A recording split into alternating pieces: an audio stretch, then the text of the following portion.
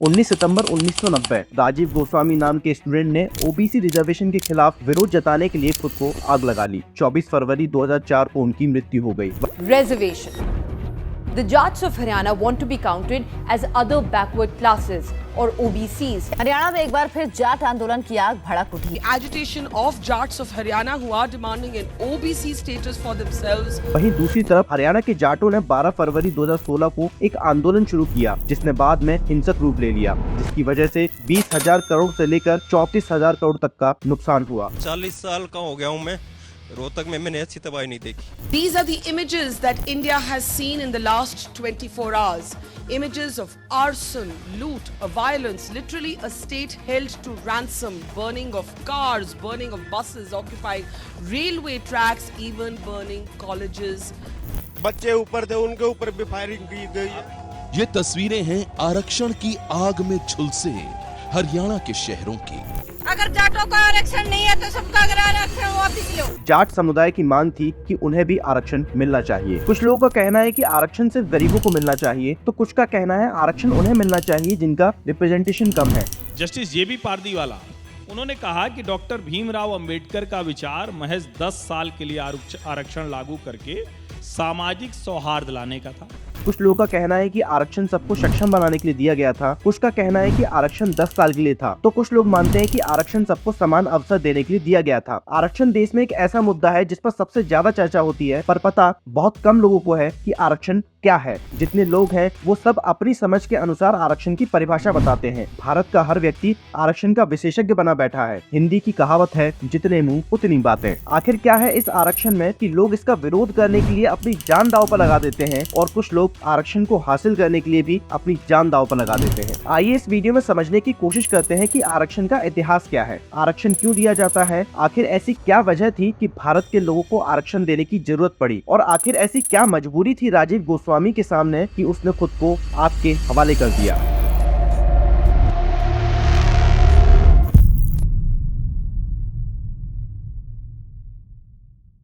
1786 जब Lord Cornwallis ने British Bharat में गवर्नर जनरल का पद संभाला, उस समय ईस्ट इंडिया कंपनी पूरी तरह से करप्शन में डूबी हुई थी। भारतीय प्रशासन अव्यवस्था का शिकार था और कंपनी लगातार समस्याओं का सामना कर रही थी। लेकिन सवाल था कि इसके लिए दोषी कौन था।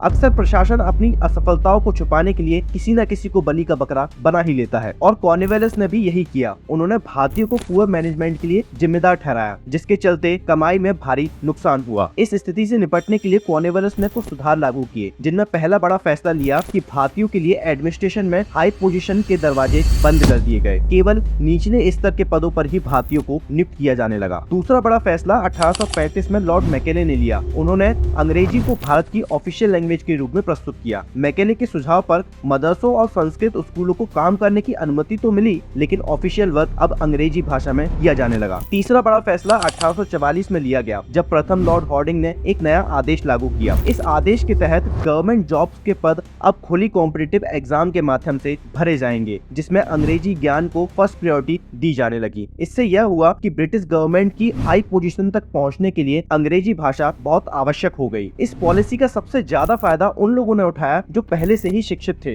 खासकर मद्रास प्रेसिडेंसी के ब्राह्मण और बंगाल प्रेसिडेंसी के भद्र लोग। मद्रास में जहां ब्राह्मण कुल जनसंख्या का केवल 3% थे, उन्होंने 80% से ज्यादा नौकरियों पर कब्जा कर लिया। मैसूर राज्य में भी तमिल ब्राह्मणों ने लगभग सभी नौकरियों पर अपना कब्जा जमा लिया था। एक सवाल आपके मन में उठ रहा होगा कि ऐसा क्या कारण था कि ब्राह्मणों ने ही ब्रिटिशों के इस फैसले का सबसे ज्यादा फायदा उठाया, किसी और जाति या वर्ण के लोगों ने क्यों नहीं? इसका जवाब हमें मिलता है हिंदू धर्म के धर्मशास्त्रों में। ब्राह्मणों ने सबसे पहले ऋग्वेद में खुद को विराट पुरुष यानी ब्रह्मा के मुख से पैदा हुआ बताया। ऋग्वेद के पुरुष सूक्त के 10वें मंडल में लिखा है, ब्राह्मण इनका मुख हुआ, क्षत्रिय भुजा बनाया गया, इनकी जांघों से वैश्य और पैरों से शूद्र उत्पन्न हुए। इस तरह ब्राह्मणों ने खुद को सबसे श्रेष्ठ घोषित किया। आगे मनुस्मृति के अध्याय 1 के 78, 79, 80 श्लोक में मनु ने लिखा है कि पढ़ना पढ़ाना, यज्ञ करना कराना, दान लेना, दान देना, यह कर्म ब्राह्मणों के हैं। इसी श्लोक में क्षत्रिय और वैश्य को पढ़ने का अधिकार दिया गया, लेकिन शूद्रों के लिए लिखा गया कि परमात्मा ने शूद्रों का एक ही काम बतलाया है, ब्राह्मण क्षत्रिय वैश्य की भक्ति से सेवा करना। मनुस्मृति के अध्याय 10 के श्लोक 1 और 2 में लिखा है कि अपने अपने धर्म के अनुसार रहकर ब्राह्मण, क्षत्रिय और वैश्य वेद पढ़ें। इनमें ब्राह्मण सबको पढ़ावे और क्षत्रिय वैश्य पढ़ें, पढ़ाए नहीं, यह निर्णय है। यहाँ भी ब्राह्मण ने शिक्षा को पढ़ने पढ़ाने का अधिकार खुद के पास रखा। पढ़ने का अधिकार क्षत्रिय और वैश्य को दिया, लेकिन शूद्रों का जिक्र तक नहीं किया। श्रीमद् भगवत गीता शंकराचार्य के भाष्य अध्याय 18 के श्लोक 41 में लिखा है कि ब्राह्मण आदि के साथ शूद्रों को मिलकर समास करने न कहने का अभिप्राय यह है कि शूद्र द्विज न होने के कारण वेद पाठन में उनका अधिकार नहीं है। ब्राह्मणों ने अपने धर्मशास्त्रों के द्वारा शिक्षा को सिर्फ द्विज यानी ब्राह्मण, क्षत्रिय, वैश्य तक सीमित रखा और शूद्र को शिक्षा लेने के लिए मना किया। इससे एक कदम और आगे बढ़कर ब्राह्मणों ने शूद्रों द्वारा शिक्षा लेने को अपराध घोषित किया। गौतम धर्म सूत्र में लिखा है कि यदि शूद्र वेदों को सुन ले तो उसके कानों में पिघला हुआ रागा या सीसा और लाख डाल देनी चाहिए। यदि वेद उच्चारण कर ले तो जीभ काट लेनी चाहिए। यदि शूद्र वेदों को याद कर ले तो उसका शरीर चीर देना चाहिए। इस बात का उदाहरण हमें रामायण के उत्तरकांड के 76वें सर्ग के श्लोक 1 से 4 में मिलता है, जहाँ सम्मुख नाम का एक शूद्र तपस्या कर रहा होता है। राम वहाँ जाते हैं, उसका नाम पूछते हैं और जैसे ही राम को पता चलता है कि यह शूद्र है तो राम तुरंत उसका सर काट देते हैं। क्योंकि भारत में शिक्षा पर एकाधिकार ब्राह्मण वर्ण का था और शूद्रों का पढ़ना अपराध था, इसलिए जब ब्रिटिशों ने अंग्रेजी को भारत की ऑफिशियल लैंग्वेज और ओपन कॉम्पिटिटिव एग्जाम के माध्यम से पब्लिक सर्विसेज के पद भरने की नीति लागू की तो ब्राह्मणों ने सबसे ज्यादा नौकरियों पर कब्जा किया।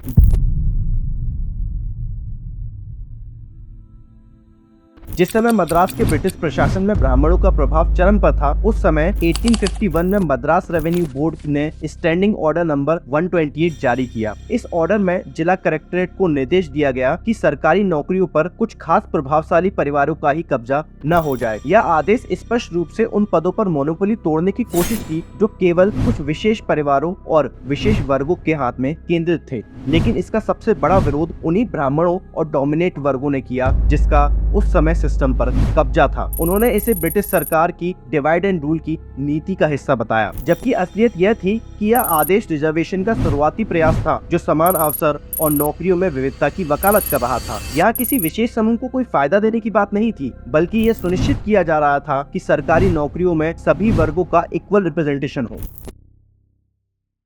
ये रिजर्वेशन का मुकम्मल रूप नहीं था, बल्कि सिर्फ कोशिश थी। इस तरह की दूसरी कोशिश 1882 में महामना ज्योतिबाराव फूले द्वारा की गई थी। 1882 में जब एजुकेशन कमीशन आया, जिसे हंटर कमीशन भी कहा जाता है, उसमें एक रिपोर्ट भेजी गई। उच्च श्रेणी की शिक्षा की सरकारी प्रणाली की सबसे स्पष्ट प्रवृत्ति में एक यह है कि उनके अधीन सभी उच्च पदों पर ब्राह्मणों की मोनोपोली है। यदि रैयत का कल्याण दिल में है, यदि सरकार का यही कर्तव्य है कि वह अनेक प्रकार के दुरुपयोगों पर रोक लगाए, तो उसे दिन प्रतिदिन इस मोनोपोली को कम करना चाहिए ताकि अन्य जाति के कुछ लोगों को पब्लिक सर्विसेज में प्रवेश मिल सके। ज्योतिबाराव फूले ने भी यही ऑब्जर्व किया कि सभी सरकारी नौकरियों पर ब्राह्मणों ने कब्जा किया है और हंटर कमीशन को सलाह दी कि सरकार को एक जाति के वर्चस्व को कम करना चाहिए ताकि सभी लोगों को सरकारी नौकरियां मिल सकें। यहाँ पर भी किसी को कुछ एक्स्ट्रा देने की बात नहीं की, बल्कि जो एक्स्ट्रा खा रहे हैं उनको रोकने की बात की। वहीं कोल्हापुर में रिजर्वेशन को सही मायने में लागू करने की नींव रखी जा रही थी। साल था 1895। छत्रपति शिवाजी महाराज के वंशज छत्रपति साहूजी महाराज कोल्हापुर रियासत के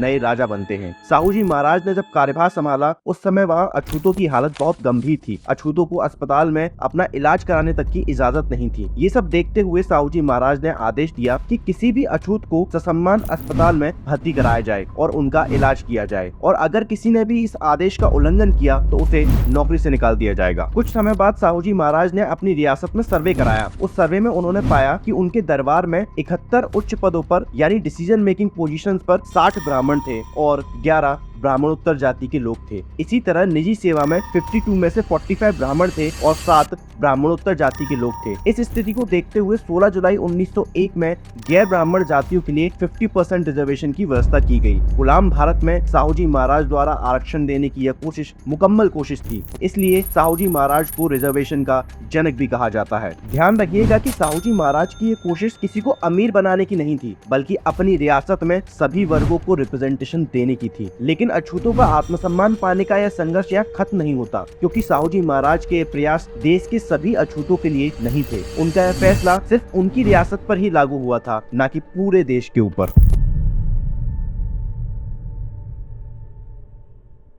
1901 में ही मद्रास प्रेसिडेंसी में जनगणना हुई। उस जनगणना के अनुसार वहाँ ब्राह्मणों की जनसंख्या 3% थी, लेकिन सिविल सर्विसेज में उनकी हिस्सेदारी 94% थी, जबकि उनमें से 80% एजुकेटेड थे, अन्य में केवल 4% ही एजुकेटेड थे। रिजर्वेशन देने की एक और कोशिश 1918 में मैसूर के राजा द्वारा की गई थी। वो राजा खुद भी शूद्र कम्युनिटी वोडियार जाति से ताल्लुक रखते थे। भारत में पहला पिछड़ा वर्ग आयोग महाराजा द्वारा 1918 में स्थापित किया गया था। मिलर आयोग ने 1921 में अपनी रिपोर्ट पेश की। इसने सिफारिश की कि पिछड़े वर्गों के लोगों को, जिसका मतलब ब्राह्मणों, यूरोपियन और एंग्लो इंडियन के अलावा अन्य समूह से है, को अगले 7 वर्षों तक प्रशासन के हाई पोस्ट पर 50%, लोअर ग्रेड का पोस्ट पर 33% रिजर्वेशन दिया जाना चाहिए। इन सिफारिशों को महाराज ने तुरंत स्वीकार किया और लागू किया। वैसे तो 20वीं सदी की शुरुआत में मद्रास प्रेसिडेंसी की सरकारी नौकरियों में 63% नौकरियां गैर ब्राह्मणों के लिए आरक्षित थी। पर मार्च 1923 में एक ऐतिहासिक भाषण में MC राजा, जो दलित समुदाय की पराया जाति के एक लीडर थे, तो in the run up to that reform in 1919 Madras presidency में वहाँ के जो गवर्नर थे उस समय वेलिंगटन, जो बाद में वाइसरॉय भी बने, हाँ, तो उन्होंने अपने आप कोई उस तरह उस समय का कोई पॉलिटिकल पार्टी, कांग्रेस हो या इवन जस्टिस पार्टी, वो एक नॉन ब्राह्मण पार्टी कास्ट का पार्टी था, उन्होंने भी उस तरह का कोई डिमांड नहीं किया था। लेकिन उन्होंने सोचा था, और he came up with this initiative of nominating a Dalit for the first time ever to legislation. तो वो थे MC Raja. It was nothing but a revolutionary step. क्यों मैं एक रेवोल्यूशनरी स्टेप कहता हूँ? क्योंकि उसके वजह से जो अपने आप उन्होंने किया था एट हिज ओन इनिशिएटिव, वो ओवरनाइट वो एक आदमी एक हाई टेबल पर बाकी अपर कास्ट हिंदूज के साथ बैठा हुआ था, और उनको वहाँ के प्रोटोकॉल के मुताबिक उनको भी एक ऑनरेबल मेंबर कहते हुए एड्रेस करना पड़ता था, जबकि उस दिन के पहले उनको वो उस कमरे में आने को भी इजाज़त नहीं थी। मतलब उनका टच, उनका साइट, एवरीथिंग वाज पोल्यूटिंग। उन्होंने मांग की कि आने वाले 25 सालों तक सरकारी नौकरियों में 30% पोस्ट दलित वर्गों के लिए आरक्षित किए जाने चाहिए। उनका तर्क था कि अगर न्याय और समानता चाहिए तो पिछड़े वर्गों को सरकारी सेवाओं में सही रिप्रेजेंटेशन देना बेहद जरूरी है। MC राजा यहाँ एक महत्वपूर्ण बात कहते हैं। वे कहते हैं, ये सिर्फ महात्मा गांधी का अस्पृश्यता के खिलाफ अभियान नहीं है जो बदलाव लाएगा, बल्कि दलित वर्गों को सरकारी सेवाओं में मजबूत स्थान देने से ही असली बदलाव संभव है। यहाँ तक हमने सिर्फ 1851 से 1923 तक के नौकरियों में रिजर्वेशन और उसके विकास की बात की, पर भारत में सिर्फ नौकरियों में रिजर्वेशन नहीं दिया जाता, एजुकेशन और पॉलिटिक्स में भी दिया जाता है। शिक्षा में रिजर्वेशन के लिए सबसे पहली मांग महामना ज्योतिबा फूले द्वारा उठाई गई थी। 19 अक्टूबर 1882 में memorial address to education commission के नाम से एक रिपोर्ट हंटर कमीशन को सौंपी गई थी। इस रिपोर्ट का जिक्र हमने पहले भी किया था, जिसमें उन्होंने लिखा था, जातिगत पूर्वाग्रहों के कारण महार मांग और अन्य निम्न वर्गों को व्यवहारिक रूप से सभी स्कूलों से बाहर रखा जाता है, क्योंकि उन्हें उच्च जाति के बच्चों के साथ बैठने की अनुमति नहीं है। वे आगे मांग करते हुए लिखते हैं, मैं अनुरोध करता हूं कि महार, मांग और अन्य निम्न वर्गों के लिए जहां उनकी संख्या काफी है, उनके लिए अलग स्कूल होने चाहिए, क्योंकि जातिगत पूर्वाग्रहों के कारण उन्हें अन्य स्कूलों में जाने की अनुमति नहीं है। मद्रास प्रेसिडेंसी में 1923 में मांग उठी। MC राजा, जो 1916 में आदि द्रविड़ महाजन सभा के सचिव बने, सभा ने 1918 में दलित वर्गों के बच्चों के लिए पर्याप्त संख्या में स्कॉलरशिप की मांग की। 1920 में मद्रास विधान परिषद में नॉमिनेटेड MC राजा ने 1923 में उनकी संख्या वृद्धि की मांग करते हुए एक प्रस्ताव पेश किया। इसका एजुकेशन मिनिस्टर, जो कि एक सवर्ण हिंदू थे, उन्होंने बहुत विरोध किया।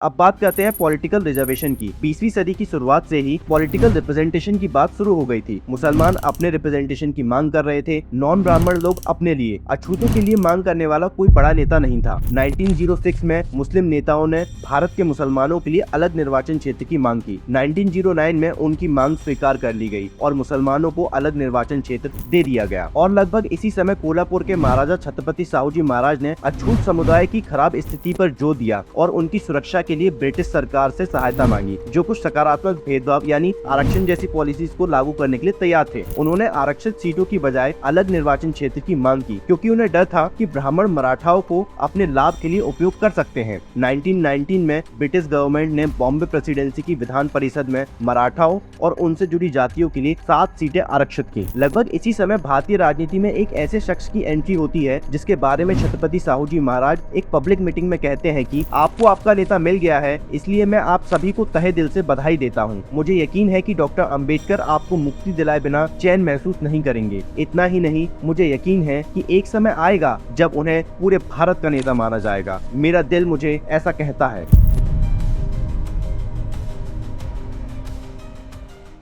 यह सच डॉक्टर भीमराव रामजी अंबेडकर थे। Champion of the Hindu minorities, Dr. Ambedkar, Labour member of the Government of India, is received by the committee of the All India Scheduled Castes Federation on the occasion of their 3rd annual conference in Bombay. विभिन्न क्षेत्रों में जो representation की मांग उठ रही थी, doctor Ambedkar ने उन सभी मांगों को राष्ट्रीय राजनीति के केंद्र में लाकर खड़ा कर दिया। आरक्षण जो केवल अब तक रिप्रेजेंटेशन के लिए मांगा जा रहा था, डॉक्टर अंबेडकर ने बताया कि आरक्षण राष्ट्र निर्माण के लिए क्यों जरूरी है, और इसके लिए उन्होंने दुनिया के सामने ऐसे तर्क रखे जिसे फिलॉसफी ऑफ रिजर्वेशन कह सकते हैं। But the philosophy and the academics of the reservation begins from 1919 when Baba Saheb Ambedkar gave a representation to Southborough Committee, and we all know Southborough Committee was a committee of the franchise, was there to give franchise to whom the franchise was supposed to be given.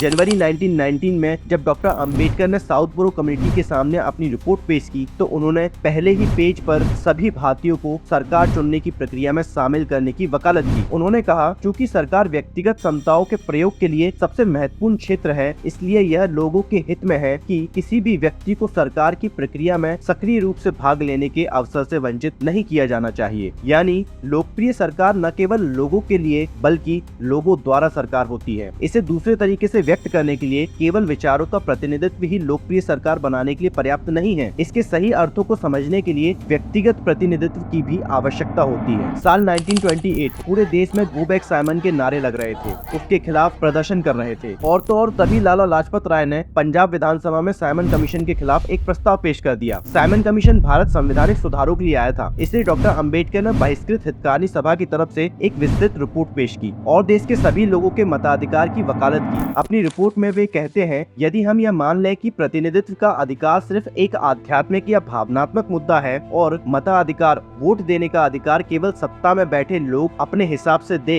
या रोक लें, तो इसका मतलब होगा कि जिनके पास vote देने का अधिकार नहीं है, उनकी राजनीतिक स्वतंत्रता पूरी तरह से उन लोगों की कृपा पर निर्भर होगी जिनके पास यह अधिकार है। अगर हम ऐसा मानते हैं तो हम यह भी मानते हैं कि गुलामी कोई गलत बात नहीं है, क्योंकि गुलामी भी यही कहती है कि लोगों के पास कोई अधिकार नहीं है, केवल वही अधिकार है जो सत्ता में बैठे लोग उन्हें देना चाहते हैं। ऐसा विचार किसी भी लोकतांत्रिक सरकार के लिए बहुत खतरनाक है और इसलिए मैं इसे पूरी तरह से अस्वीकार करता हूँ। इस अध्याय के अपने निष्कर्ष में वो कहते हैं कि लेकिन कुलीन तंत्र यानी चुनिंदा लोगों के शासन को रोकने का उपाय क्या है? मेरे विचार में इसका एकमात्र उपाय वयस्क मताधिकार है, सभी वयस्कों को वोट का अधिकार देना। 1928 में सिलोन आयोग के सदस्य भी इस बात से सहमत थे कि यदि केवल एक छोटे से वर्ग को वोट देने का अधिकार दिया गया तो यह कुलीन तंत्र को सत्ता में बैठाने जैसा होगा, जहां सत्ता में बैठे लोग बाकी लोगों के हितों की अनदेखी करेंगे। उन्होंने माना कि सरकार का दायित्व केवल अमीर और उच्च शिक्षित लोगों के प्रति नहीं, बल्कि किसानों, मजदूरों और गरीब वर्गों के प्रति भी होना चाहिए, जो जनसंख्या का बड़ा हिस्सा है। उन्होंने यह भी कहा कि केवल शिक्षित वर्गों को वोट देने का अधिकार देना अनुचित होगा। आम लोगों को भी सरकार में अपना मत देने का अधिकार होना चाहिए, ताकि सरकार वाकई में सबकी हो सके, न कि सिर्फ एक छोटे से वर्ग की। अगर सिलोन के लिए वयस्क मताधिकार निर्धारित किया जा सकता है तो सवाल उठता है कि भारत के लिए क्यों नहीं?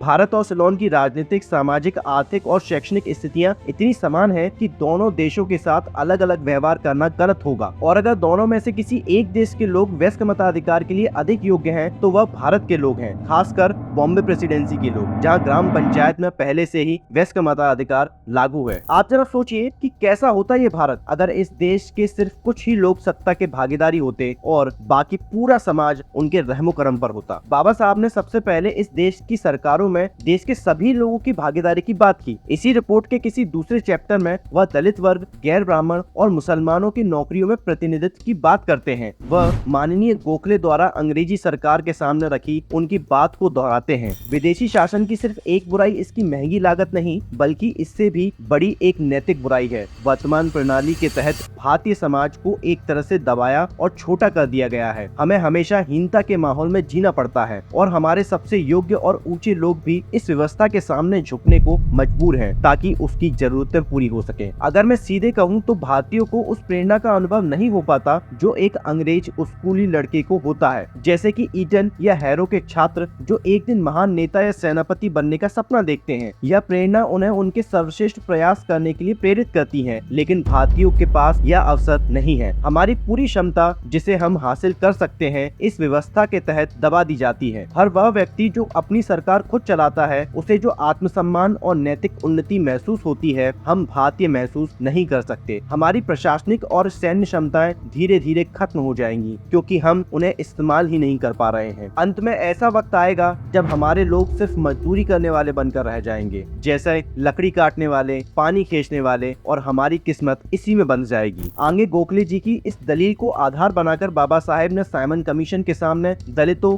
गैर ब्राह्मणों और मुसलमानों को नौकरियों में प्रतिनिधित्व की वकालत की। वह लिखते हैं कि अब जो लोग पिछड़े वर्गों को सरकारी नौकरियों में आने से रोकने के प्रयास करते हैं उनसे मैं यह पूछना चाहूँगा, क्या पिछड़े वर्गों को भी वही बात कहने का अधिकार नहीं है जो स्वर्गीय श्री गोखले ने भारतीय लोगों की ओर से विदेशी शासकों के खिलाफ कही थी? क्या दलित, गैर ब्राह्मण और मुसलमान वर्ग यह नहीं कह सकते कि उन्हें सरकारी नौकरियों से बाहर रखने से उनके समाज का कद छोटा हो रहा है? क्या वे यह शिकायत नहीं कर सकते कि इस बहिष्कार के कारण उन्हें हमेशा हीनता की स्थिति में जीना पड़ता है और सबसे योग्य व्यक्ति को भी इस व्यवस्था के सामने झुकना पड़ता है? क्या वे यह नहीं कह सकते कि ब्राह्मण समुदाय के बच्चों को यह मौका मिलता है कि वे एक दिन बड़े नेता या अधिकारी बन सकते हैं, लेकिन उन्हें यह मौका नहीं मिलता? क्या वे यह नहीं कह सकते कि इस व्यवस्था के तहत वे कभी भी अपनी पूरी क्षमता तक नहीं पहुंच सकते? क्या वे दुखी होकर यह नहीं कह सकते कि उन्हें वह सम्मान और अवसर नहीं मिल रहा है जो हर स्वशासी व्यक्ति को मिलना चाहिए? और अगर ऐसा ही चलता रहा तो उनकी प्रशासनिक और अन्य क्षमताएं धीरे धीरे खत्म हो जाएंगी और अंत में वे अपने ही देश में सिर्फ मेहनत मजदूरी करने के लिए मजबूर हो जाएंगे। इन सभी सवालों के जवाब हाँ में हैं। अगर उन्नत वर्गों को सरकारी नौकरियों में वंचित करना गलत है तो पिछड़े वर्गों को वंचित करना भी उतना ही गलत है, और अगर यह गलत है तो इसे ठीक करना जरूरी है। इस तर्क के साथ डॉक्टर अंबेडकर ने दलितों, गैर ब्राह्मणों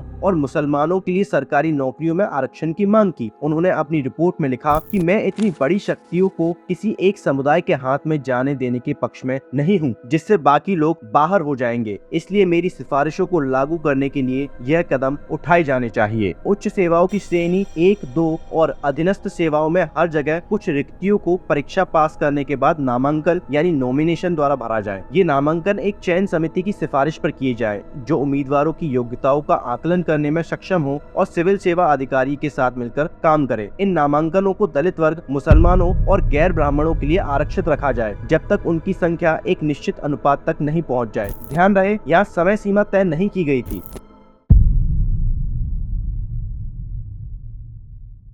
मई 1930 में साइमन कमीशन की रिपोर्ट जमा कर दी गई। इसके बाद दौर शुरू हुआ राउंड टेबल कॉन्फ्रेंसेस का। इसकी पहली बैठक नवंबर 1930 से जनवरी 1931 तक चली। गांधी जी ने इस बैठक का बहिष्कार किया, पर B.R. Ambedkar, रित्तमलई Srinivasan, B.S. Moonje, N.M. Joshi, B.N. Shivarao जैसे कई बड़े नेता शामिल हुए। पहले गोलमेज सम्मेलन में 2 बड़े महत्वपूर्ण समझौते हुए। पहला रियासती राज्यों की शक्तियों को लेकर और दूसरा अल्पसंख्यकों के लिए पृथक निर्वाचन व्यवस्था की मंजूरी। हालांकि गांधी और उनके समर्थकों ने अछूतों के लिए पृथक निर्वाचन, सेपरेट इलेक्टोरेट का कड़ा विरोध किया। गांधी का मानना था कि अछूतों को सामाजिक और धार्मिक स्वीकृति की जरूरत है, न कि विशेष राजनीतिक या कानूनी अधिकारों की। दूसरी ओर हमारा पीड़ित वर्ग बिल्कुल ऐसी निस्सहाय एवं दयनीय स्थिति में है जिसकी इस दुनिया में और कोई मिसाल नहीं। इसलिए हमारा मानना है कि पिछड़ी जातियों की समस्याएं तब तक नहीं सुलझ सकती जब तक कि राजनीतिक सत्ता उनके हाथों में नहीं आती।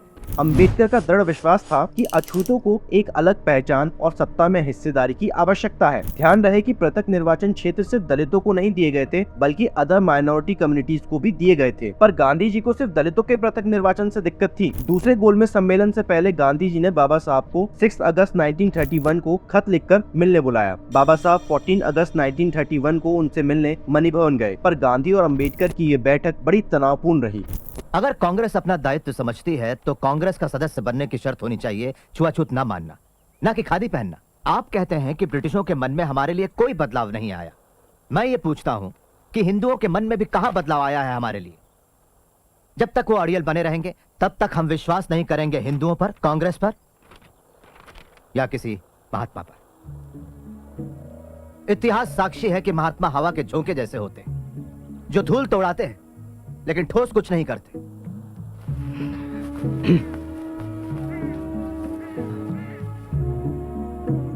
गांधी जी मेरी कोई मातृभूमि नहीं। सेकेंड राउंड टेबल कॉन्फ्रेंस सितंबर 1931 से दिसंबर 1931 तक चली। इस बैठक में कांग्रेस की तरफ से गांधी गए और दलितों की तरफ से डॉक्टर अंबेडकर और तमाम नेता शामिल हुए। सम्मेलन में भी दोनों के बीच मतभेद साफ दिखाई दिए। हम राजी हैं मुसलमानों और सिखों को विशेष स्थान देकर समझौता करने के लिए, अर्थात इसके कुछ ठोस ऐतिहासिक कारण भी हैं। लेकिन जहां तक अछूतों का सवाल है, मैं और कांग्रेस दोनों विरुद्ध हैं उन्हें खास प्रतिनिधित्व देने के मामले में। अछूत हिंदू धर्म का ही एक हिस्सा है और उन्हें इससे अलग नहीं किया जा सकता। धन्यवाद।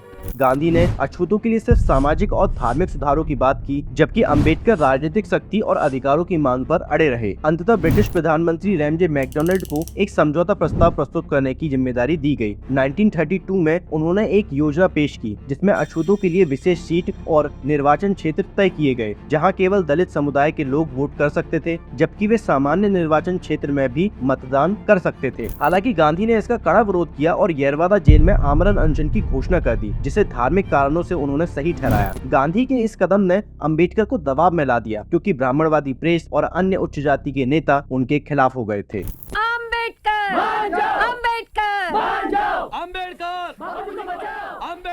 बापूजी को बचाओ, महात्मा गांधी जिंदाबाद, महात्मा गांधी। गांधी के अनशन के समय डॉक्टर अंबेडकर ने एक लंबा बयान जारी कर अपना पक्ष स्पष्ट किया और गांधी से अपने आमरण अनशन पर पुनर्विचार करने की अपील की। उन्होंने तर्क दिया कि यदि अन्य अल्पसंख्यकों के लिए प्रत्यक्ष निर्वाचन से देश में विभाजन नहीं हो रहा, तो दलितों के लिए भी यही बात लागू होती है। अंबेडकर ने जोर देकर कहा कि दलित वर्ग हिंदू धर्म के बजाय राजनीतिक शक्ति को प्राथमिकता देंगे, क्योंकि अनेक महात्माओं ने समाज सुधार के प्रयास किए, लेकिन अछूतों की स्थिति नहीं बदली। महात्मा जी का विरोध करने के बजाय आप ये क्यों नहीं मान लेते कि वो छुआछूत दूर करने की बात को गंभीरता से ले रहे हैं? बहुत सारे महात्मा हिंदुस्तान में आए जिनका उद्देश्य छुआछूत दूर करना तो था, लेकिन कोई भी सफल नहीं हुआ। महात्मा आए और महात्मा चले गए, लेकिन अछूत फिर भी अछूत ही रह गए। आखिरकार गांधी और अंबेडकर के बीच सीधी बातचीत के बाद पूना पैक्ट हुआ। गांधी ने आरक्षित सीटों पर सहमति जताई और अंबेडकर ने संयुक्त निर्वाचन प्रणाली को स्वीकार किया। डॉक्टर अंबेडकर ने 78 सदस्यीय सदन में 148 सीटें प्राप्त की। हालांकि उन्होंने 197 सीटों की मांग की थी। इसके अलावा उन्होंने केंद्रीय विधानसभा में 10% सीटें मिली। अंबेडकर ने 25 साल बाद एक जनमत संग्रह की मांग की, लेकिन गांधी जी, जो गंभीर रूप से बीमार थे, उन्होंने कहा 5 साल या मेरी जिंदगी।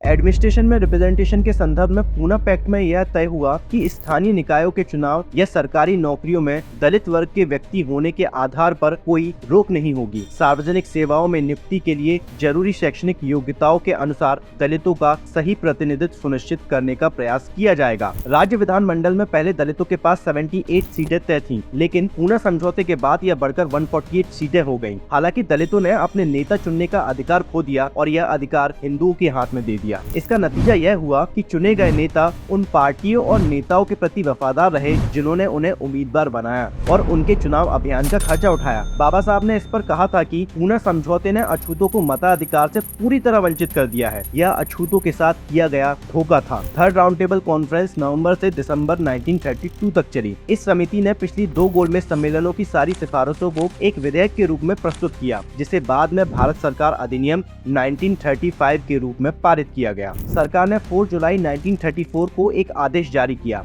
जिसमें सेवाओं में आरक्षण के बारे में बताया गया। इस आदेश के तहत दलित वर्गों को छोड़कर सभी अल्पसंख्यकों के लिए सरकारी नौकरियों में आरक्षण दिया गया था। दलित वर्गों के लिए कहा गया था कि उन्हें सरकारी नौकरियों में सही प्रतिनिधित्व दिलाने के लिए सभी उचित कदम उठाए जाने चाहिए। 1932 के पूना पैक्ट में सवर्ण हिंदुओं ने भी इस बात पर सहमति जताई थी। हालांकि उस समय दलितों की शिक्षा का स्तर बहुत कम था, इसलिए सरकार ने यह माना कि उनके लिए नौकरियों में सीटें आरक्षित करना कारगर नहीं होगा। इसके बजाय सरकार ने यह सुनिश्चित करने का फैसला किया कि योग्य दलित उम्मीदवारों को सिर्फ इसलिए नौकरियों से वंचित नहीं किया जाएगा क्योंकि वे खुली प्रतियोगिता में सफल नहीं हो पाते। इतने सालों के संघर्ष के बाद भी दलितों को आरक्षण नहीं मिला, पर हालात अब बदलने वाले थे। 20 जुलाई 1942 को बाबा साहेब डॉक्टर भीमराव अंबेडकर वायसराय की परिषद के सदस्य के रूप में शामिल हुए। वायसराय की परिषद में शामिल होने के बाद डॉक्टर अंबेडकर ने ग्रीवांसेस ऑफ शेड्यूल कास्ट नाम से एक रिपोर्ट पेश की, जिसमें उन्होंने राजनीतिक शिकायतें दर्ज की।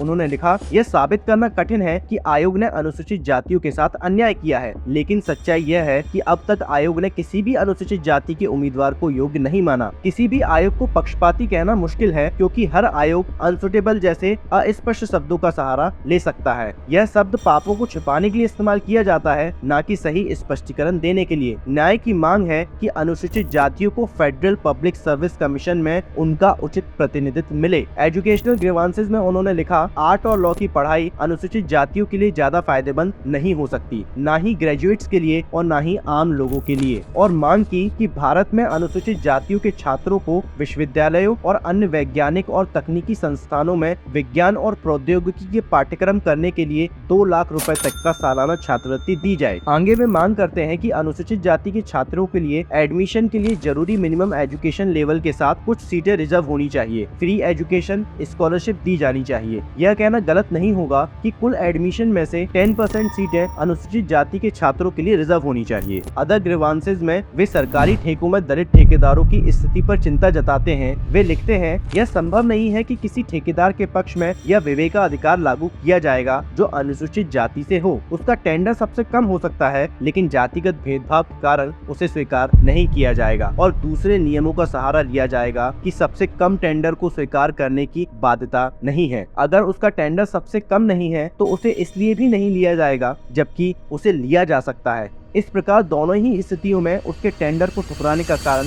मिल जाएगा। इन सब शिकायतों से पता चलता है कि डॉक्टर अंबेडकर लगातार दलितों की स्थिति को बेहतर करने के लिए संघर्ष कर रहे थे। इसमें उन्हें सफलता हासिल होती है 11 अगस्त 1943 को। इस दिन home department government of India ने resolution of 1943 on communal representation of scheduled caste in the services के नाम से एक रेजोल्यूशन पास किया। इस रेजोल्यूशन में लिखा होता है कि 1942 में केंद्रीय विधानसभा में दिए गए अपने वचन के अनुसार भारत सरकार ने दलित वर्गों के प्रतिनिधित्व के संबंध में 1934 से अपनाई गई नीति की सावधानी पूर्वक समीक्षा की है। आपको याद होगा, अभी थोड़ी देर पहले मैंने इसके बारे में बात की थी कि 1934 में सभी माइनॉरिटी कम्युनिटीज को रिजर्वेशन दिया गया था, सिर्फ अनुसूचित जातियों को नहीं दिया गया था। आगे इसमें लिखा था, अब तक अनुसूचित जातियों का पब्लिक सर्विसेज में प्रतिनिधित्व बढ़ाने के कई प्रयास हुए हैं, लेकिन परिणाम पर्याप्त नहीं रहे। भारत सरकार मानती है कि योग्य उम्मीदवारों की कमी मुख्य कारण है, इसलिए अब वह वैकेंसीज का एक निश्चित प्रतिशत रिजर्व करने का विचार कर रही है ताकि इन समुदायों के उम्मीदवारों को बेहतर क्वालिफिकेशन हासिल करने और सरकारी सेवाओं के लिए खुद को क्वालिफाई कराने का मोटिवेशन मिले। और इस आधार पर सरकार अनुसूचित जातियों को 81/3% रिजर्वेशन देती है। अनुसूचित जातियों की जनसंख्या के अनुपात के आधार पर उन्हें कुल अनरिजर्व वैकेंसी में से 12.75% का अधिकार है। हालांकि ये संभव नहीं है कि इतने उम्मीदवार उपलब्ध हो सके जो इन पदों को भर सकें। इसलिए भारत सरकार ने फैसला किया है कि फिलहाल 81/3% रिजर्वेशन पर्याप्त रहेगा। जैसे ही इन वर्गों से पर्याप्त योग्य उम्मीदवार उपलब्ध होंगे, सरकार इस प्रतिशत को बढ़ाने पर विचार करेगी। दलित वर्ग के लिए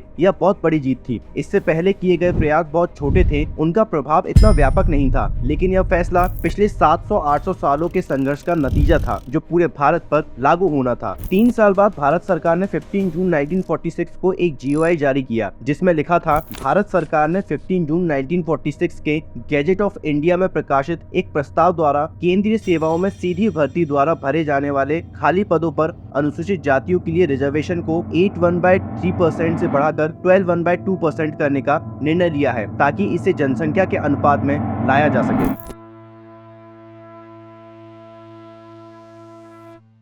साइमन कमीशन के बाद से ही भारत में संवैधानिक सुधार बहुत तेज हो चुके थे। इंडियन एक्ट 1935 लागू हो चुका था, देश को आजादी मिलने वाली थी और आजाद भारत में एक नए संविधान की जरूरत थी। इसलिए संविधान सभा का गठन चल रहा था। देश को 2 भागों में बांटने की बात जोर पकड़ रही थी। यह वो दौर था जब देश में बहुत सारी बड़ी घटनाएं एक साथ घटित हो रही थी। संविधान सभा का गठन होता है और डॉक्टर अंबेडकर संविधान सभा में पहुंच जाते हैं। मीटिंगों का दौर शुरू होता है। देश को नया संविधान मिलने वाला था और देश के दलित आदिवासियों के हिस्से नए संघर्ष।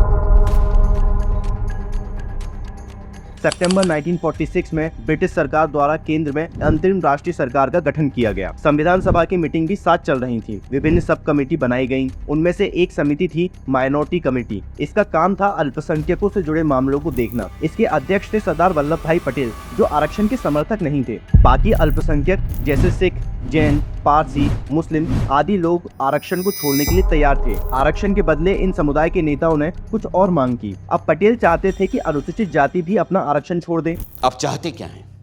सिर्फ मैं ही नहीं, सरदार पटेल भी यही चाहते हैं कि हो सके तो संविधान में आरक्षण की बात ही हटा दी जाए। लेकिन डॉक्टर अंबेडकर ऐसा नहीं चाहते थे। वे चाहते थे कि रिजर्वेशन को नहीं हटाया जाए। बाबा साहब को लगा कि अगर बाकी अनुसूचित जातियों के नेताओं को साथ लाया जाए तो शायद आरक्षण को बचाया जा सकता है। इसके लिए वह सबसे पहले बाबू जगजीवन राम से मिलने गए। इनकी मुलाकात के समय वहाँ शंकरानंद शास्त्री मौजूद थे। ये मुलाकात एक हॉस्पिटल में हुई थी क्योंकि जगजीवन राम जी का एक्सीडेंट हो गया था। My memories and experiences of Baba Saheb doctor Ambedkar नाम की किताब में शंकरानंद शास्त्री लिखते हैं कि बाबा साहब ने सोचा कि SC/ST सांसदों का समर्थन लेकर रिजर्वेशन जारी रखने की कोशिश की जाए। वे जगजीवन राम से मिलने वेलिंगटन हॉस्पिटल गए और मैं भी उनके साथ था। बाबा साहब ने जगजीवन राम से कहा कि हम दोनों आर्थिक रूप से संपन्न हैं और अपनी आने वाली 2 पीढ़ियों तक अपने बच्चों का पालन पोषण करने में सक्षम हैं, लेकिन उन्हें उन 10 करोड़ SC/ST के बारे में बहुत चिंता थी जो अनाथ थे। अगर आरक्षण समाप्त हो गया तो उनका क्या होगा?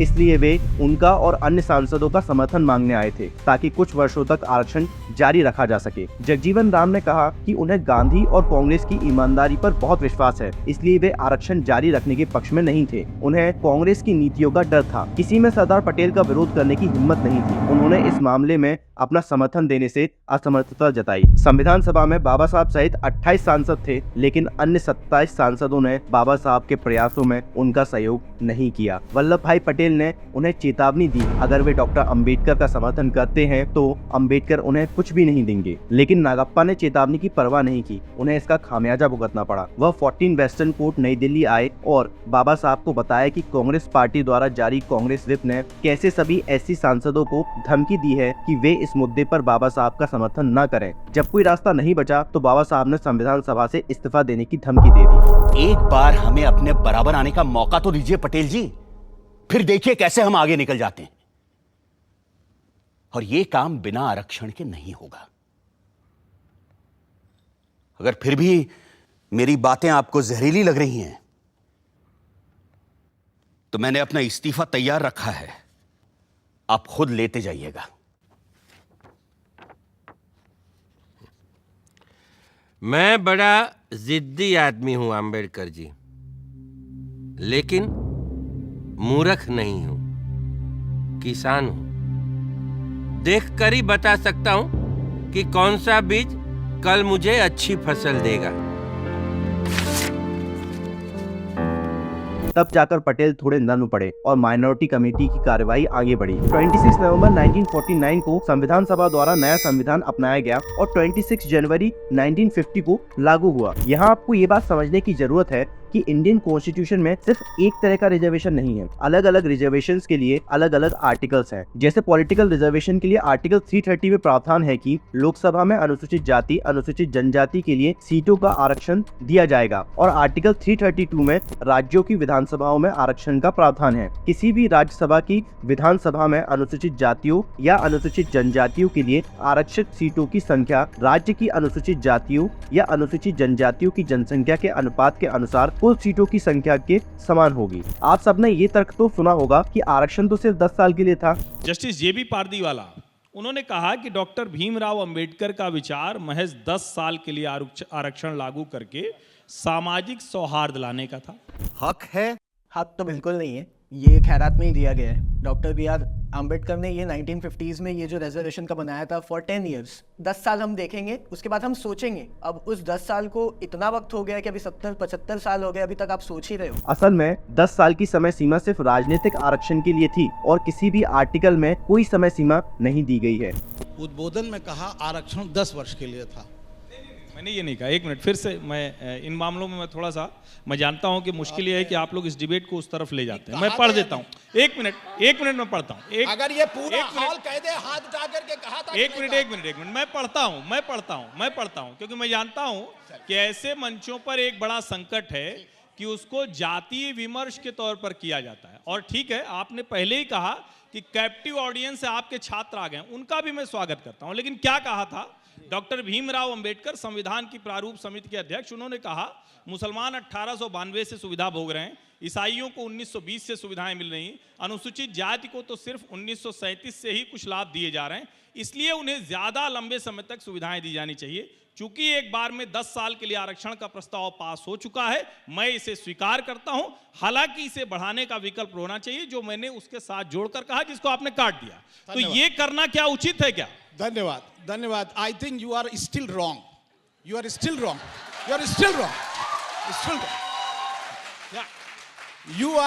are reading political reservation, debate on political reservation in Constituent Assembly, volume 5, page number 1390. I'm telling you, आप देख लीजिएगा। सबसे पहले तो मैं वो 10 वर्ष को छोड़ने वाला नहीं हूं। हाँ, इतना आसान नहीं है। 10 वर्ष पॉलिटिकल रिजर्वेशन था, जिसके लिए आज भी दलित समाज कोई आंदोलन नहीं करता है, और सवर्ण समाज बाहुल्य वाले जितने दल हैं वो अपने आप 10 वर्ष उसको बढ़ा देते हैं। ये मुझे लगता है जवाब आज भी पूरी संसद एक साथ, सिर्फ सवर्ण नहीं, पूरी संसद, सवर्ण समाज के बाहुल्य वाले। नहीं, मुझे लगता है जब आप ये कहते हैं, अरे आप संसद को अंडरमाइन कर रहे हैं। 15% रिजर्वेशन है मान, आप संसद को 15% for schedule caste, Vivek ji, 7.5% for Dalit. They are minority. अरे कैसे? They are minority. 27। आप बताइए मुझे, 22.5% रिजर्वेशन है शेड्यूल कास्ट का, 22.5% क्या 78% वालों को डिफीट कर सकता है? 78% सवर्ण समाज का आदमी पार्लियामेंट में बैठा है, क्या बात कर रहा है? आप मुझे बताइए कि कौन है ये लोग जो गलत जानकारी देकर नफरत फैलाने का काम करते हैं। रिजर्वेशन इन सर्विसेज का प्रावधान आर्टिकल 335 में दिया गया है। नौकरियों वाला आरक्षण संविधान की धारा 335 के अंदर आता है, जिसके अंदर कोई भी मियाद मुकर्रर नहीं है। Time is not stipulated. आप पढ़ लीजिए आर्टिकल 335 से। संघ या राज्य के मामलों में सेवाओं और पदों पर नियुक्ति के दौरान प्रशासन की क्षमता बनाए रखते हुए अनुसूचित जाति, अनुसूचित जनजाति के सदस्यों के दावों का ध्यान रखा जाए। अक्सर इस आर्टिकल की गलत या मनमानी इंटरप्रिटेशन करके रिजर्वेशन को एफिशिएंसी के नाम पर कम करने की कोशिश की जाती है। अब इस पर एक अलग से डिटेल वीडियो बनाऊंगा कि कैसे सुप्रीम कोर्ट ने रिजर्वेशन को खत्म करने का काम किया है। आर्टिकल 46 समाज के कमजोर वर्गों के हितों से जुड़े प्रावधानों को बताता है। राज्य विशेष ध्यान देकर समाज के कमजोर वर्गों, खासकर अनुसूचित जाति, अनुसूचित जनजाति के लोगों की शिक्षा और आर्थिक हितों को बढ़ावा देगा और उन्हें सामाजिक अन्याय और सभी प्रकार के शोषण से बचाएगा। इस आर्टिकल का इस्तेमाल करके भारत सरकार ने SC/ST को एजुकेशन में रिजर्वेशन देने का प्रावधान किया। 1950 में जब संविधान लागू हुआ तो आर्टिकल 16 के तहत आरक्षण का विरोध करते हुए मद्रास उच्च न्यायालय में याचिका दायर की गई। स्टेट ऑफ मद्रास बनाम चंपकन दुरईराजन, अप्रैल 1951। ये मामला सुप्रीम कोर्ट पहुंचा, जहां कोर्ट ने मद्रास सरकार के आदेश को असंवैधानिक घोषित किया, जिसमें राज्य के शैक्षणिक संस्थानों में समुदायों के लिए आरक्षण तय किया गया था, क्योंकि यह आर्टिकल 29 क्लॉज 2 का उल्लंघन था। इसके परिणाम स्वरूप संविधान में पहली बार संशोधन किया गया और आर्टिकल 15 क्लॉज 4 जोड़ा गया, जो सामाजिक और शैक्षणिक रूप से पिछड़े वर्गों और अनुसूचित जातियों, अनुसूचित जनजातियों के लिए विशेष प्रावधान करने की अनुमति देता है। आर्टिकल 16 में यह प्रावधान है कि इस अनुच्छेद में कुछ भी राज्य को नागरिकों के किसी पिछड़े वर्ग के पक्ष में नियुक्तियों या पदों में आरक्षण के लिए कोई प्रावधान करने से नहीं रोकेगा, जिसका राज्य की राय में राज्य के तहत सेवाओं में पर्याप्त प्रतिनिधित्व नहीं है। आरक्षण का विरोध करने वाले आर्टिकल 15 क्लॉज 1 और 16 के तहत सरकार के सभी आदेशों को चुनौती देने लगे। आर्टिकल 226 और 32 का सहारा लेकर याचिकाएं उच्च न्यायालय और सर्वोच्च न्यायालय में दाखिल की जाने लगी, जिससे आरक्षण के आदेश को रोकने या देरी करने के लिए न्यायिक प्रक्रिया का इस्तेमाल होता रहा। ऐसा इसलिए किया जा रहा था ताकि देश में आरक्षण लागू ही न हो सके या फिर उसको देरी से लागू किया जाए। गांधी और कांग्रेस ने अछूतों के लिए क्या किया, इस किताब में बाबा साहब के लिखे इस कथन से यह साफ हो जाता है कि आरक्षण क्यों दिया जाना चाहिए। वे लिखते हैं कि यह अजीब लग सकता है कि शासक वर्ग ने अपनी शक्ति आरक्षण प्रणाली से ही हासिल की है, जिसका वह अब सांप्रदायिकता के आधार पर विरोध कर रहा है।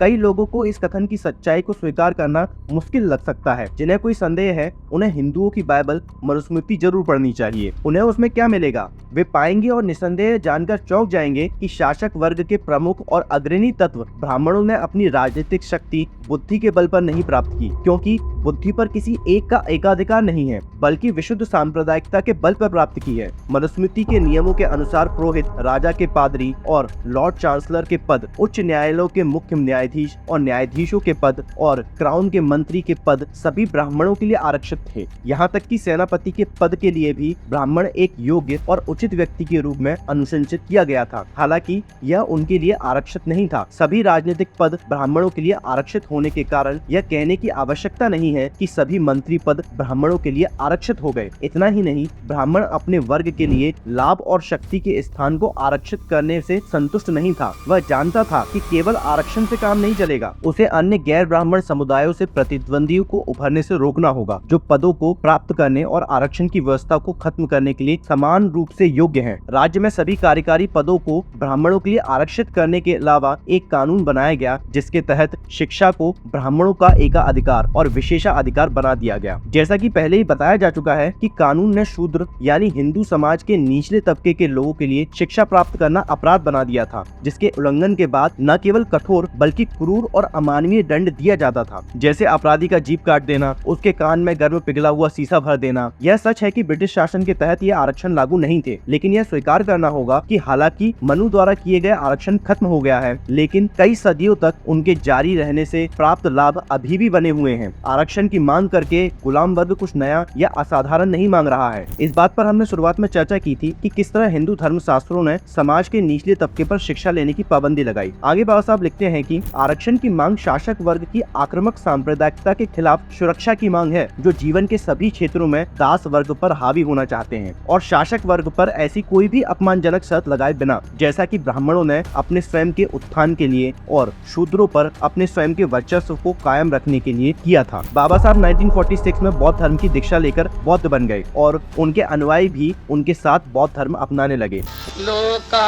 लोकानुकंपाय अर्थाय हिताय सुखाय देव मनुष्यानं देशेथ भिक्खवे धम्मं आदि कल्याणं मध्ये कल्याणं पर्योसान कल्याणं साथम संव्यंजनम। इसलिए भारत सरकार ने एक आदेश जारी किया, जिसमें उन्होंने इन दलितों को जो बौद्ध बन रहे थे अनुसूचित जातियों को मिलने वाले किसी भी सुविधा के लिए अयोग्य घोषित कर दिया। 1990 में इस आदेश को पलटते हुए बौद्ध धर्म अपनाने वाले अनुसूचित जातियों को भी अनुसूचित जातियों में शामिल किया गया। इसके बाद उन दलितों को जो बौद्ध बन रहे थे उनको भी आरक्षण मिलने लगा, लेकिन लोगों ने हमेशा यही मिथक फैलाया कि बौद्ध बनने के बाद आपका आरक्षण खत्म हो जाएगा।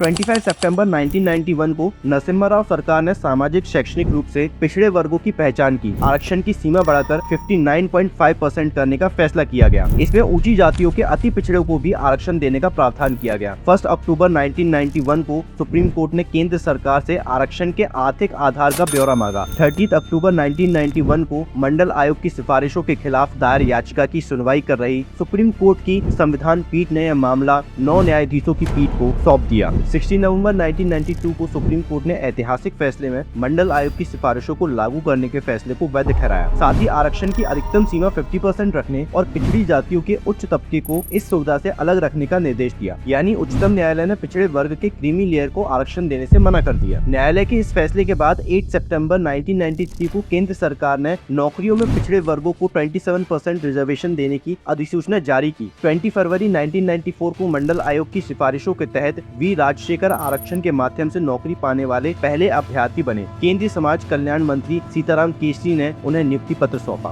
विश्वनाथ प्रताप सिंह की सरकार ने सिर्फ नौकरियों में आरक्षण देने की मंडल आयोग की एक सिफारिश मानी थी। वीपी सिंह ने जब आरक्षण लागू किया तो बीजेपी जो इनकी सरकार को बाहर से सपोर्ट कर रही थी, इन्होंने अपना समर्थन खींच लिया और वीपी सिंह की सरकार गिरा दी गई। दौर मंडल से कमंडल की तरफ मुड़ गया।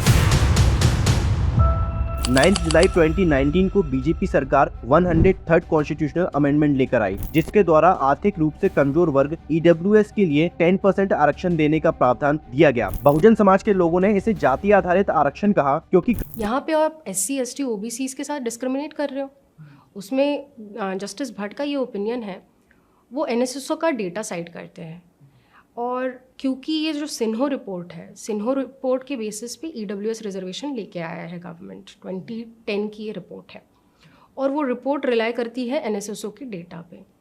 आप NSSO का डेटा अगर देखो तो उसमें जो बिलो पॉवर्टी लाइन है, BPL जो है, उसमें आप कास्ट वाइज आप रिप्रेजेंटेशन देखिए तो अगर 31.7 करोड़ BPL उसमें आइडेंटिफाई किए थे बिलो पॉवर्टी लाइन, उसमें से SC कम्युनिटी का पॉपुलेशन कितना होना चाहिए? 15%। 15% कम्युनिटी BPL में 38% रिप्रेजेंटेशन है। पॉपुलेशन आपका 15 है बट BPL में आपका शेयर कितना है? वहाँ पे उनको रिजर्वेशन मिल रहा है, वहाँ पे ओवर रिप्रेजेंटेड है BPL में 38। ST कम्युनिटी 7.5% है, राइट? उसका कितना है प्रोपोर्शन? 48% BPL में। तो इस तरह से देखें तो ये तो बहुत ही मतलब ठीक नहीं है ये कानून। तो बेसिकली जज ने यही कहा है, if a major chunk 80% 90% of your chunk of below poverty line is being excluded from your EWS reservation, is it really meeting the object? आपका अगर ऑब्जेक्ट या आपका जो फाइनल इसमें जो करना है, आपका ऑब्जेक्टिव यही है कि हमको इकोनॉमिक वीकर वर्ग को हमको आगे बढ़ाना है, उनको ऊपर लेके आना है, तो आप माइनॉरिटी को नहीं आगे लोगे ना, आप मेजॉरिटी के बारे में सोचो। मेजॉरिटी को एक्सक्लूड करके आप कौन सा इकोनॉमिक अपलिफ्टमेंट करने वाले हैं? गरीबों को दिए गए आरक्षण में SC, ST, OBC समुदाय के गरीबों को शामिल नहीं किया गया। क्या EWS आरक्षण सही है? इसका जवाब सुप्रीम कोर्ट की वकील दिशा वाडेकर देती हैं। जो अफर्मेटिव एक्शन होते हैं बाहर देशों में, वहाँ भी नहीं होता है? बिल्कुल नहीं होता है सर। मैं आपको इसका अब्सर्डिटी बताती हूँ। हम कास्ट के मामले में क्योंकि कास्टलेसनेस से इतने वो है कि हमको वो समझ में नहीं आती है, बट अगर अफर्मेटिव एक्शन वाइट्स के लिए लेके आया जाए और इकोनॉमिकली वीकर वाइट्स के लिए अगर अफर्मेटिव एक्शन लेके आया जाए तो ये कितना अब्सर्ड होगा। बट कास्ट के बारे में हम ऐसे नहीं सोचते। दूसरा मैं एग्जांपल दूंगी, वुमेन को रिजर्वेशन मिलता है लोकल बॉडीज़ में जी। पेट्रियार्की एज अ रियलिटी ये तो ख़त्म नहीं हुई है और पता नहीं कितने और साल नहीं ख़त्म होगी। तो वुमेन को अगर वहाँ पे हमने 33% रिजर्वेशन दिया है, कल को सरकार नया कायदा लेके आए, पार्लियामेंट नया कायदा लेके आए जिसमें ये कहे कि मर्दों को आरक्षण मिलेगा, इकोनॉमिक वीकर मर्दों को आरक्षण मिलना चाहिए, इससे क्या होगा? ये जितना अपसर्ड है उतना ही अपसर्ड EWS रिजर्वेशन है, क्योंकि वो वही लॉजिक है। कास्ट ख़त्म तो नहीं हुई है। एक बैकवर्ड क्लास इसलिए एग्जिस्ट कर रहा है क्योंकि एक फॉरवर्ड है। औरतें इसलिए ऑपरेशन फेस कर रही है क्योंकि मर्दों को प्रिविलेज मिल रहा है। आइसोलेशन में नहीं होती है ना, स्ट्रक्चरल ऑपरेशन जो है, और हमने हमारे सबमिशंस में इसी पे फोकस किया है।